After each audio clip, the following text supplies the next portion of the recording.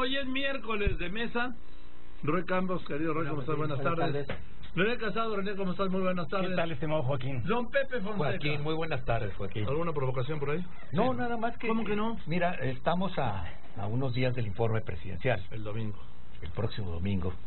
Y creo que en estos días el presidente ha estado viendo un espejo cuya imagen no es muy agradable está viendo las insuficiencias de muchos de sus colaboradores, está viendo las fallas, está viendo lo que le falta, está viendo los retos que tiene también. Ha estado atando cabos como los que ató ayer con los empresarios, porque hablaron también de una ley de infraestructura ayer en la mañana. Pero yo creo que está más desencantado de algunos aprendices de brujo que tiene como colaboradores. Por ejemplo, los que tiene en el sector salud, que si estaba mal, como dicen, esto lo vinieron a empeorar. Ya se le revelaron todas las escobas, como al aprendiz de brujo, ya no haya que hacer. Y tenemos también en Morena los problemas. La prueba está el amago, la admonición de hoy. Si corrompen al partido, lo dejo. O sea, si lo convierten en una versión 2019 de lo que era el PRD con sus tribus, los dejo. Y a ver si ganan, porque ninguno de ellos pesa en una elección. No. El que pesa es el nombre del presidente López Obrador. Punto. Sí, estoy de acuerdo. De hecho, Moreno es López Obrador. Así. A ver, dos cosas ahí. Como discurso le funciona muy bien, ¿eh? Es decir, si hay corrupción, es de ellos. Yo no me voy a... La corrupción no llega hasta acá. Y ese discurso siempre le ha servido, ¿no? Marca raya. Hasta acá no va a llegar la corrupción. Lo cual le funciona y lo hace creíble. Bueno, entonces, pero quiero ver, a ver, estamos en una semana del informe y ve, regreso a clases, acuerdo, los empresarios ahí anunciando ductos, las afores, o sea, es tratando de poner la parte bonita, pero como aquí, incluso creo lo dijiste tú, es la realidad su muro, la realidad es su muro, porque en realidad tenemos migrantes, tenemos migrantes, tenemos los medicamentos contra el cáncer, tenemos 3 niñas asesinadas en Juárez, tenemos el incendio en Veracruz, en Coatzacoalcos, es decir, esa es realidad. Y la falta de crecimiento. Y los datos de crecimiento cero. Y el incremento en la violencia y en la inseguridad. Los datos es decir, la realidad es el muro y él, como debe de ser, está haciendo una comunicación política de la parte buena. Pero la realidad lo está alcanzando. Eso se ha dicho ahora. El próximo domingo no se cumple un año de su gobierno, pero sí de la legislatura. Sí. Entonces, si tratáramos de hacer un informe, sería qué ha hecho esta legislatura. Y la verdad es que esta legislatura, a ver, ¿sacó leyes? Sí. Morena generó su mayoría, la armó su mayoría con lo de todos lados. Creó instituciones, la Guardia Nacional. O sea, creó instituciones, sacó las leyes que el presidente quiso, haciendo acuerdos con los otros partidos para lograr mayorías absolutas. Es decir, en términos de labor, la labor de las legislaturas de Morena han sido lo que el presidente quería de ellos. Sí, claro, lo que quería que se aprobara, estando pendiente el tema de la revocación de mandato. Exactamente. No, eso y algunos otros, pero que no... De tus prioridades, ¿sí? Y que se pelean entre ellos. Sí. Que se pelean entre ellos no le ha de gustar mucho. Que se peleen entre ellos. Bueno. En Morena, lo que decían, se puede cumplir aquello, haciendo el traslado de lo que decían de las revoluciones, que como Saturno devora a sus propios hijos.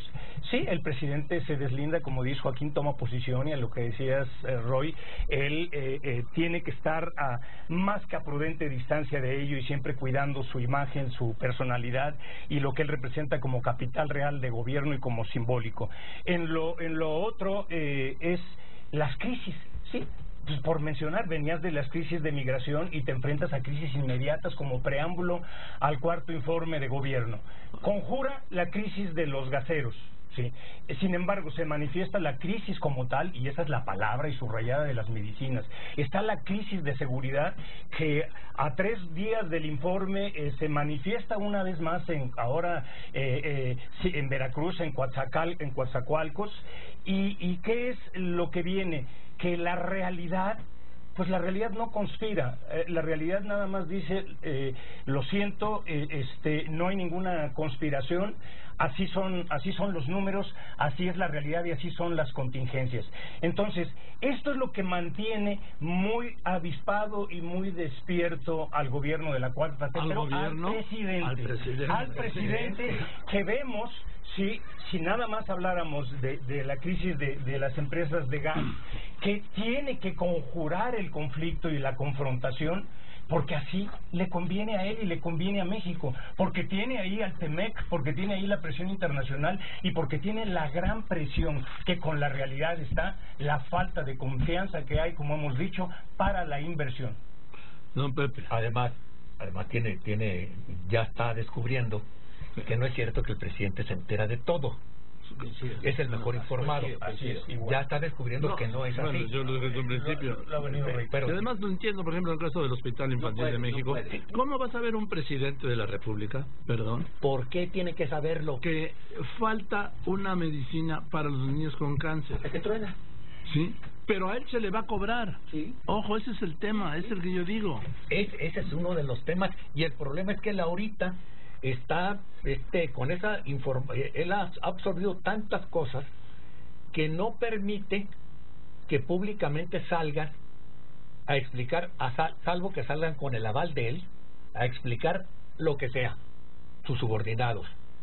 En este caso, por eso no da la cara ni el secretario de Salud ni el director de COFEPRIS sobre la situación que hay de escasez de medicamentos, y no la de ahorita, la que viene todavía, las consecuencias de las decisiones que se toman en la adquisición de medicina para el año próximo también. Entonces, todo eso, él está dando cuenta que el gobierno es más complejo de lo que él suponía. No, le ha dicho que es un elefante, que hay que empujar. No, pero es un elefante pesado. Oye, voy a hablar sobre ese tema, me lo quiero imaginar.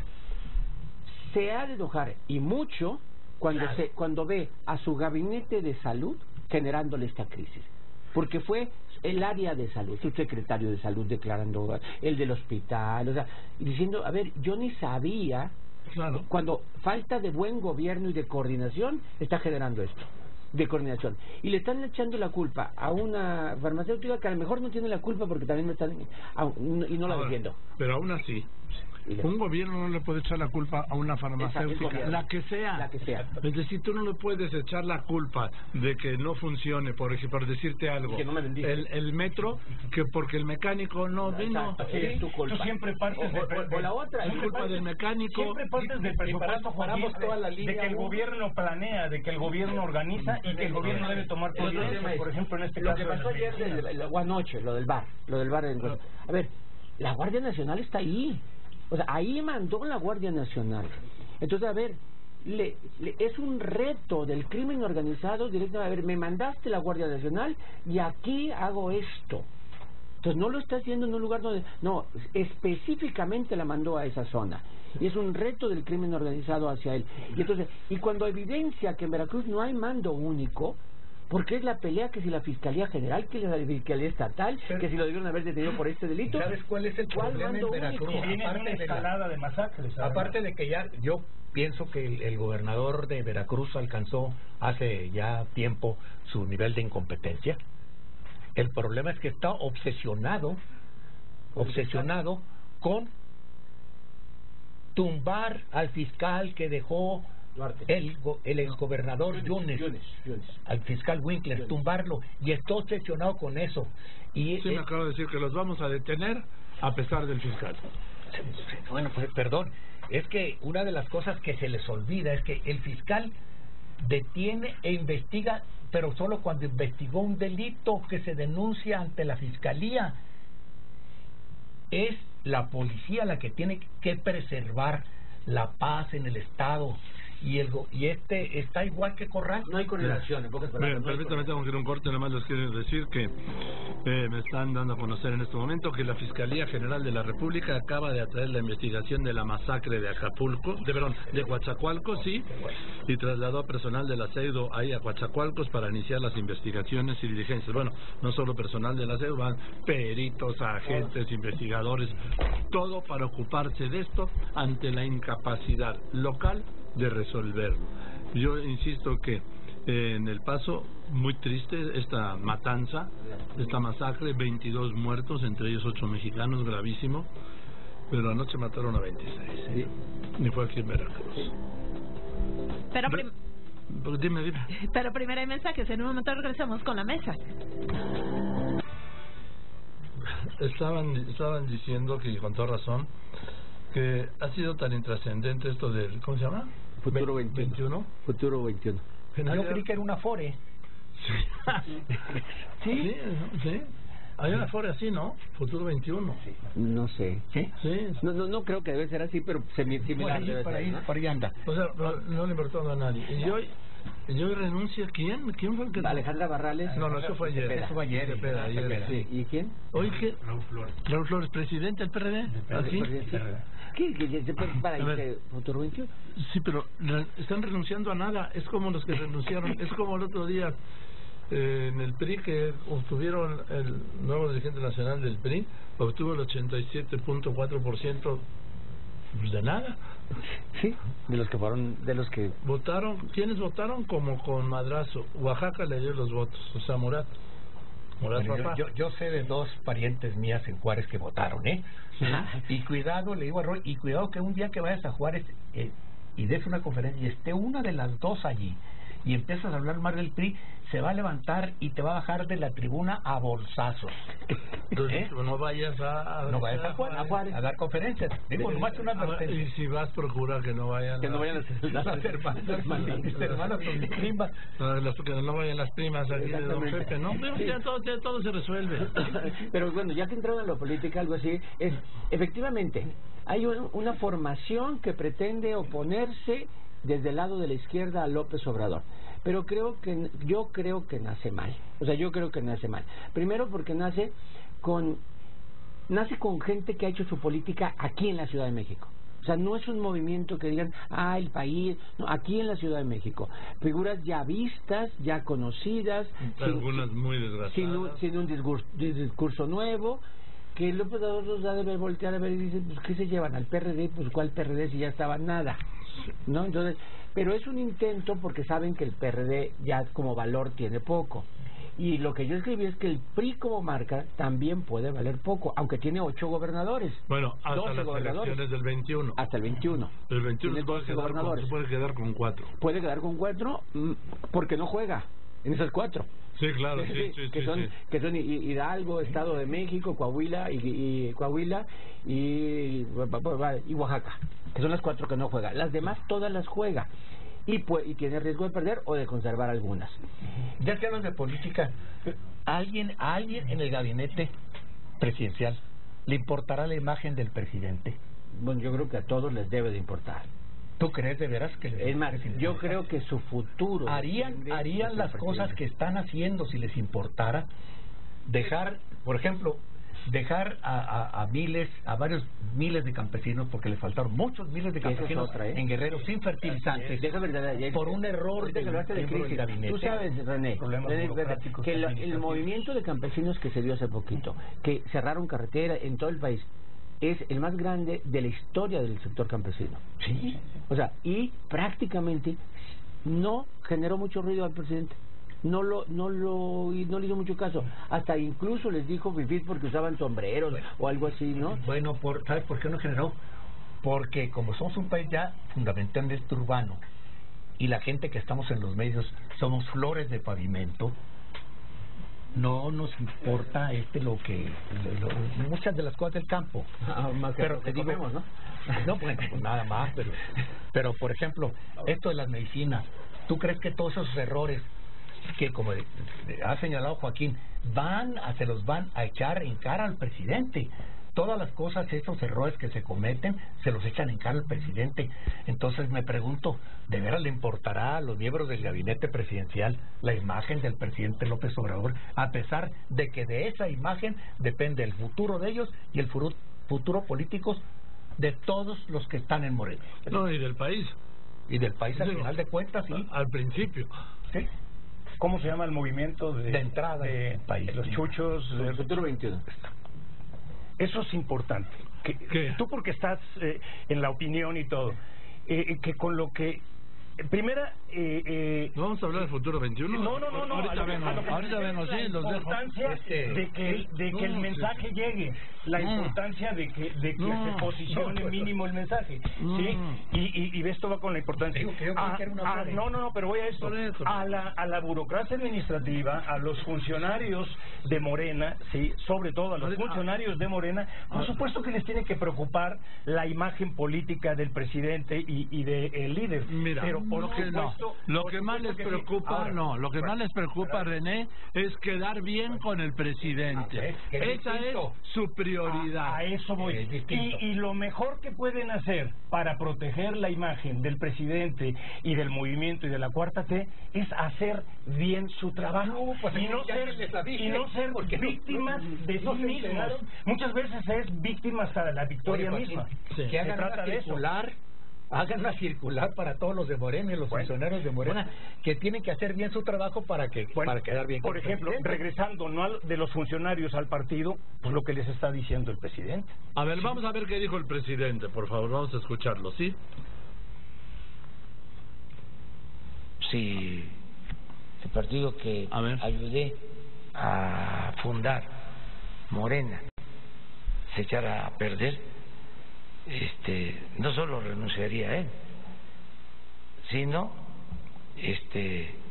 me gustaría que le cambiaran de nombre, que ya no usaran ese nombre, porque ese nombre nos dio la oportunidad de llevar a cabo la cuarta transformación de la vida pública del país. Entonces, no se debe de manchar ese nombre. Y hay quienes lo están manchando. ¿Por qué? Con lo que ha dicho el presidente, que ha criticado las ambiciones personales de anteponer un proyecto, porque además no siquiera es un proyecto de partido ni proyecto de gobierno, un proyecto como es la Cuarta Transformación, por ambiciones personales. De hecho, la semana pasada hubo una acusación de corrupción, cuando Batres dice que votaron porque hubo cañonazos. Sí.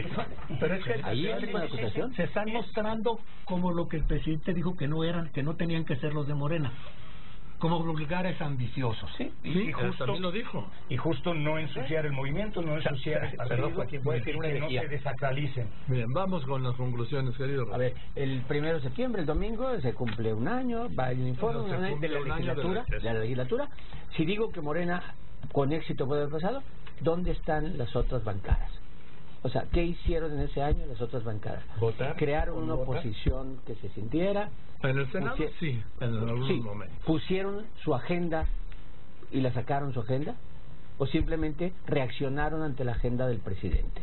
Yo creo que solo reaccionaron ante la agenda del presidente y no vimos a los partidos de oposición poner su agenda. No, pues no pueden.